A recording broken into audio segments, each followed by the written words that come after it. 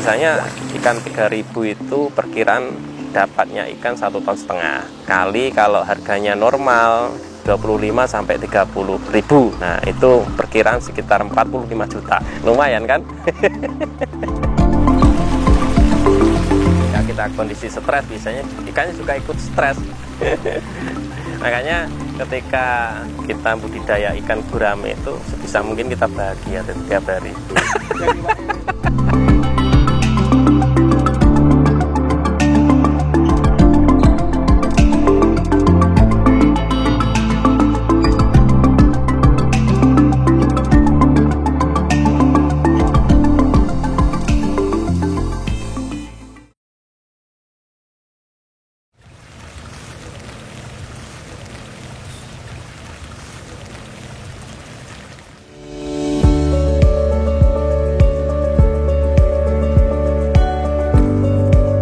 Mulai ternak gurame itu tahun 2015.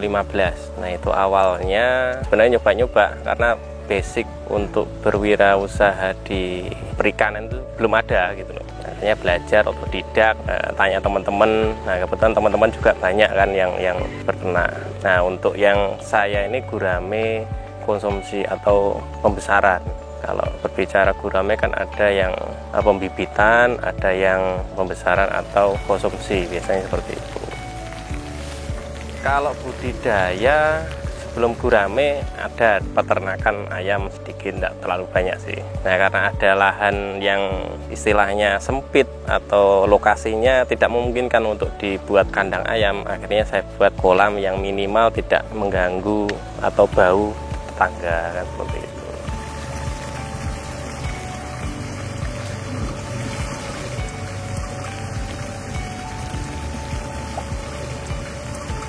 Apa sih saya milih melihara ikan gurame itu yang untuk pembesaran? Secara perawatan minim, artinya tidak terlalu ribet juga. Karena ya memang kondisi saya itu kalau pagi harus berangkat ke kantor juga, makanya pagi itu cukup kasih pakan, sore kasih pakan, udah selesai gitu loh. Beda mungkin perawatan dengan ikan-ikan hias, tiap harus gini dan sebagainya. Makanya saya ambil untuk ikan konsumsi itu kan itu minim perawatan lah. Ya contohnya ini kapasitas 35.000, itu saya pakannya sendiri, saya kasih makan sendiri bisa gitu loh, tidak perlu orang lain. Kalau cuma makan aja setengah jam cukup.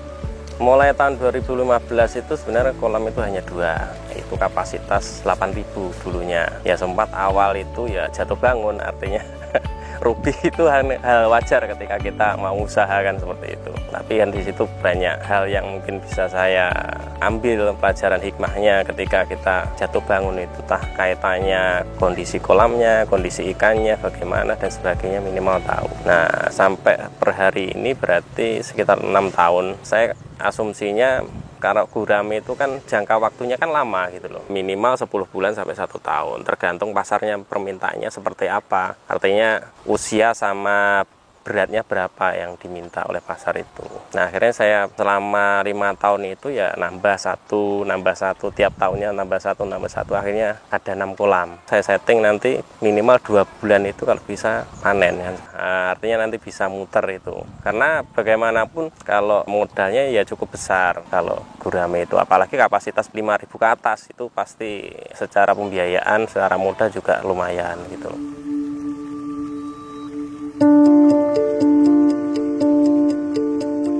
Untuk pembuatan kolamnya kalau 3.000 nanti sekitar 4 juta sampai 5 juta lah. Nanti tergantung ketebalan terpal juga. Kalau itu kolamnya kolam terpal ya, nanti bibitnya paling 3.000, berarti sekitar 7 juta lah. Pakan sampai panen itu butuh 60 sak kalau 3.000 itu. 60 sak kali 300 berapa? 25 juta dalam 10 bulan sampai 1 tahun. Kalau kapasitas 3.000 itu ya tinggal ngalihkan aja. Kalau biasanya ikan 3.000 itu perkiraan dapatnya ikan 1,5 ton. Kali kalau harganya normal 25 sampai 30.000. Nah, itu perkiraan sekitar 45 juta. Nah, kalau dikalkulasi dengan biaya awal tadi yang 25 juta, berarti kan untungnya 20 juta. Kalau itu punya kolam 6, tinggal ngalihkan aja, 2 bulan sekali 20 juta. Lumayan kan? Kalau resiko kematian itu pasti ada, karena ya melihat kondisi juga kan, kondisi sekarang ini juga kadang panas, kadang dingin. Nah itu juga mempengaruhi kondisi ikan gitu loh. Kadang selain cuaca, kondisi air juga mempengaruhi. Makanya sebisa mungkin sirkulasi air itu tiap hari berubah gitu loh. Kalau tidak seperti itu ya mungkin beda dengan ikan lele, ikan patin yang jarang di sirkulasi airnya juga jarang gitu. Kalau perawatan air, kalau setiap hari pagi kira-kira subuh itu sampai jam 7, 3 jam lah, 3 jam dalam satu hari. Nanti sore juga ditambahi 3 jam biar sirkulasi air itu berubah gitu loh. Ya nanti kalau ikannya sudah umur 4 bulan, 5 bulan itu biasanya juga disedot, kotorannya yang di bawah itu disedot juga biar airnya tetap baik lah. Indikasinya sebenarnya bisa dilihat warna air juga. Kalau warna air kelihatan keruh itu biasanya berarti menandakan kotoran di bawah itu sudah banyak. Nah itu harus disedot. Kalau saya benar 1 bulan sekali sih. Yang penting ketika seperti itu penambahan air rutin tiap hari. Biasanya kalau disedot 1 minggu, 2 minggu itu biasanya untuk penambahan airnya jarang. Kalau saya kan pagi 3 jam, sore 3 jam, kadang malam juga, tidak pasti. Kalau masalah nyedot air, nyedot kotoran itu ya saya sedot sendiri gitu loh. Saya juga tidak punya karyawan. Karyawan saya istri saya yang tiap hari bantu. Bantu ngasih makan itu. Kalau nyedot saya sedot sendiri gitu loh. Kalau saya masih bisa ya saya kerjakan sendiri. Tapi kalau nanti pas nguras itu biasanya saya ngerjakan 2 orang karena cukup lumayan berat kalau nguras, kalau membersihkan kolam itu kalau enggak 2 orang itu juga berat. Kalau sirkulasi airnya memang gurami itu kan salah satu ikan yang tidak bisa dikasih air yang keruh kan, seperti itu. Ya minimal sirkulasi air itu tiap hari berubah. Ya karena kalau bicara gurami ini kan konsumsi menengah ke atas kan gitu loh. Jarang orang-orang yang punya hajatan di sini khususnya ya di Tulungagung itu hajatan terus ikannya gurami itu kan jarang sekali kalau tidak di hotel gitu loh. Normalnya kalau resiko kematian biasanya awal-awal setelah benih ditabur ya sekitar 1 bulan 2 bulan itu resikonya lebih besar daripada ikan yang sudah besar gitu loh, resiko kematiannya. Ya kadang ikan 6.000 bisa mati 100 sampai 500. Tapi tidak semuanya sih, tergantung kondisi cuaca, kondisi air juga sangat mempengaruhi. Tapi kalau bisa ya kita harapannya kan tidak ada kematian gitu loh. Kalau saya itu prinsipnya berapapun harganya yang penting ikan sehat gitu loh sampai panen. Kalau kaitannya jenis kolam itu akan ada 3. Yang pertama kolam tanah, biasanya juga ada kolam semen juga ada, kolam terpal juga ada. Saya milih kolam terpal ini karena secara modal, secara pembiayaan itu lebih murah. Kita hanya nanti menyediakan terpal, terus nanti juga kerjakan orang. Nah kalau semen itu relatif memang mahal karena ya harus beli semen dan sebagainya. Terus yang ketiga itu memang kalau di sini tidak memungkinkan kalau kolam tanah itu karena sumber air di sini kan dekat Sungai Berantas, jadi sumbernya itu agak jauh.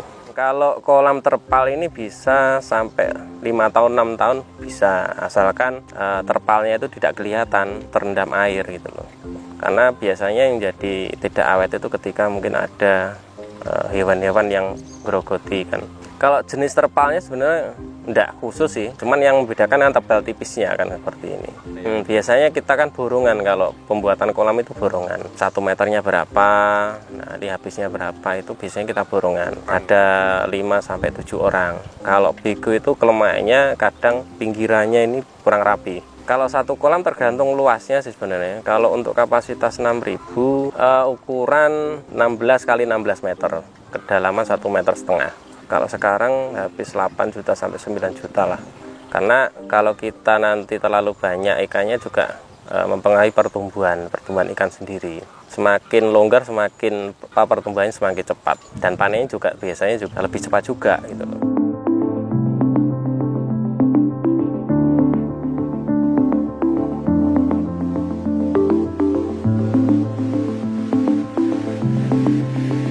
Kalau kolam yang baik atasnya itu dikasih paranet kan untuk biar suhu air nanti nggak terlalu panas juga akhirnya. Karena biasanya kalau terlalu cuacanya pas musim kemarau itu juga mempengaruhi kondisi air kan, biasanya suhunya kan akan naik juga. Nah itu biasanya juga mempengaruhi ikan ketika dikasih makan, itu juga akan mempengaruhi juga. Untuk fungsinya saya tanami kangkung itu yang pertama biar konsumsi sentranya juga nggak terlalu banyak. Jadi ini fungsinya untuk nambah hijau-hijauan ikannya gitu loh. Contohnya ikan 6.000 itu habisnya sentrat 120 bisa mengirit sentrat ya hampir 10 sak itu bisa gitu loh.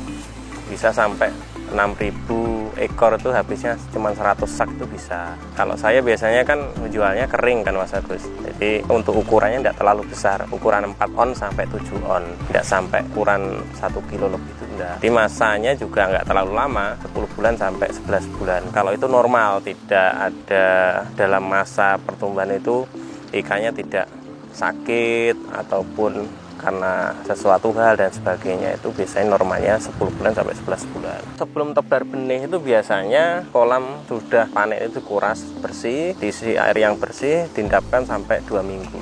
Kalau sudah ada jentik-jentiknya itu berarti ada hewannya yang hidup di air, berarti menandakan kondisi air itu sudah normal gitu lah. Artinya siap untuk ditabur benih seperti itu. Biasanya ada yang dikasih dedaunan, daun pisang, terus pohonnya pisang, itu mempercepat kondisi air itu siap untuk ditabur benih. Biasanya saya kasih MB kalau seperti ini. MB itu kayak obat untuk netralisir kondisi air. Kita kata bakteri-bakteri yang itu nanti bisa mengakibatkan penyakit ikan itu untuk meminimalisir lah seperti itu. Tapi rata-rata hampir sama sih, jenisnya hampir sama. Kalau jenisnya gurame sih aku enggak begitu tahu, karena kalau saya belinya ya di tetangga, cukup di tetangga, di temen. Kebetulan kalau di desa Bangon itu rata-rata kan budidaya ikan, entah itu budidaya ikan hias, pembenihan, ikan gurame, ikan lele, ikan patin itu banyak gitu loh. Jadi saya enggak susah-susah mau beli benih ikan gurame, itu enggak susah gitu loh. Makanya saya khusus untuk dikonsumsi itu kan karena pembenihan sudah banyak gitu loh. Kalau biasanya saya beli ukuran silet, karena nanti untuk pertumbuhannya lebih cepat. Nah, kalau sampai panen bisa 10 bulan gitu. Tergantung nanti kondisi ikan. Kalau kondisi ikan sampai panen itu sehat, itu biasanya lumayan besar lah. Harga satu sak silet, seukuran silet itu biasanya 1.000. Tergantung ini juga kebutuhan pasar. Kadang ketika harga ikan konsumsi naik itu biasanya juga akan naik. Paling sampai 1.500, paling mahal itu. Ya kalau enggak ada benih yang lain ya mau apa lagi, gimana lagi ya, saya beli, tetap saya beli gitu loh. Kadang ya beli di ukuran di bawahnya yang agak murah gitu. Itu biasanya di pembenihan. Di pembenihan, karena biasanya saat belinya benih itu kan paketan kan Mas, atau paket berapa, tergantung kapasitas kolamnya berapa gitu loh. Baru nanti kalau mau dipindah kolam besar kan seperti itu. Biasanya setelah ditabur benih ini, biasanya minimal 3 hari itu didiamkan dulu. Artinya biar ikan itu adaptasi dengan kondisi kolamnya kan seperti itu. Kalau saya belum pernah sih ngasih pakan sesudah ditabur itu. Biasanya teman-teman itu ya biar adaptasi lah ikan itu sama kondisi kolamnya seperti apa. Jadi kalau ukuran silet itu biasanya langsung sentrat. Biasanya ukuran PF 1000, kadang min 1 itu udah bisa itu.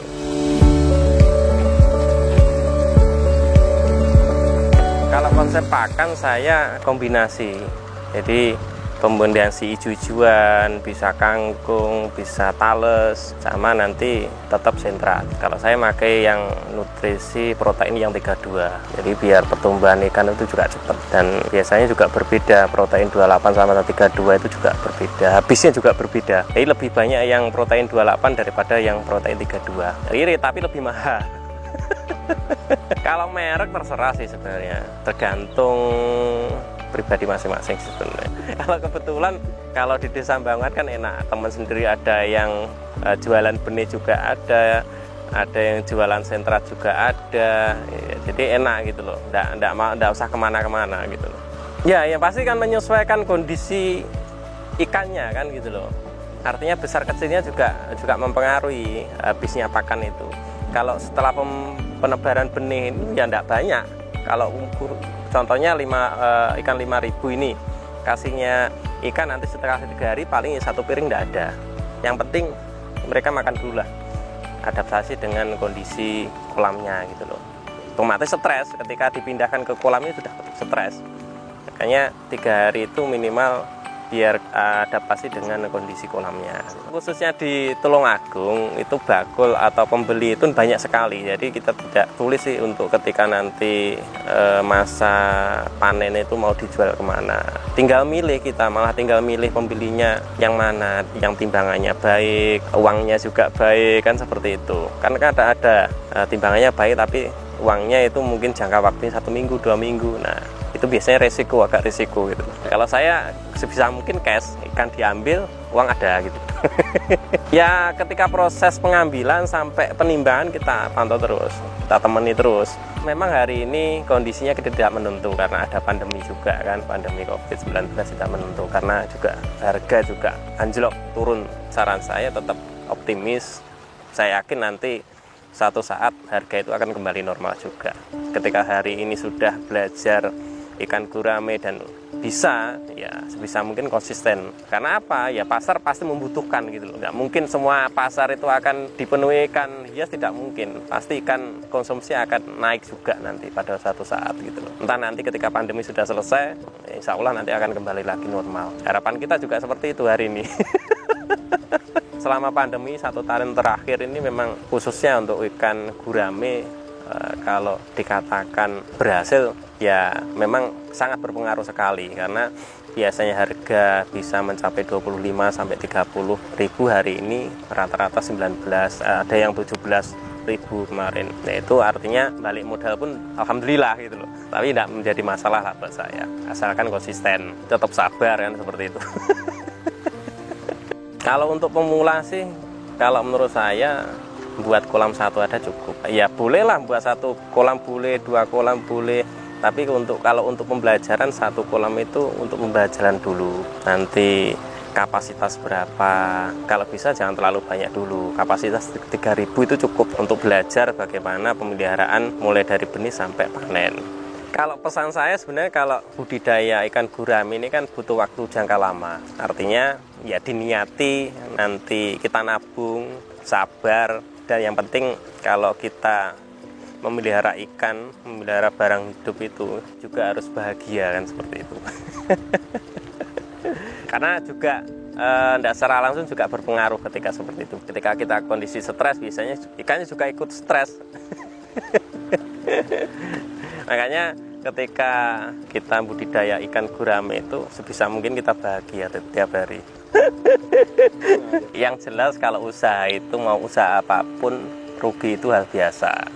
Yang penting bahagia, yakin usaha sampai nanti pasti menghasilkan apa yang kita harapkan. Assalamualaikum warahmatullahi wabarakatuh. Nama saya Amarudin, biasa dipanggil Amar. Alamat di Desa Banguan, Kecamatan Kedungwaru, Kabupaten Tulungagung. Pekerjaan hari ini ya wira swasta. Wira swasta, tapi kalau aktivitas ada yang harus diselesaikan tiap hari, ngantor di KPU Kabupaten Tulungagung.